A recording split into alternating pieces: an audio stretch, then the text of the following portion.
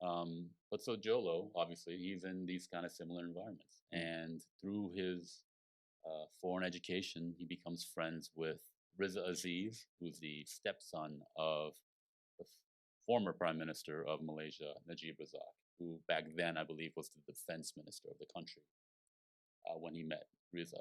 Now, Jolo somehow makes his way back to Malaysia and has this idea to create a sovereign wealth fund.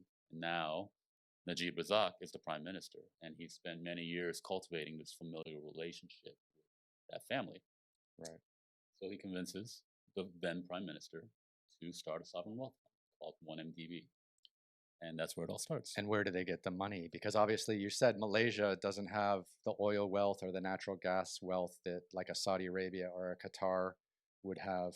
So Malaysia is a pretty small country, kind of wedged in between what, Thailand and Singapore? Yeah. Right in the peninsula there. Like I've been to Malaysia a few times and yeah, never thought it like beautiful people, beautiful culture.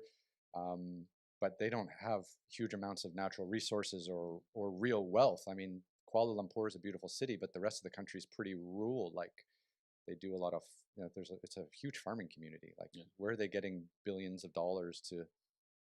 That's the rub, right? Like you said, I mean, it's taxpayer money. It's debt, right? Like they take the taxpayer money and they invest it into these projects. And the first major project was a joint venture with a company called Petro Saudi out of London, which was at that time essentially a shell company operated by one of the several dozen princes of Saudi Arabia, who was also just a front man using his name for legitimacy, run by this gentleman named Tariq Obaid and Patrick Mahoney, two very shady characters that come from these old Europe type of social backgrounds.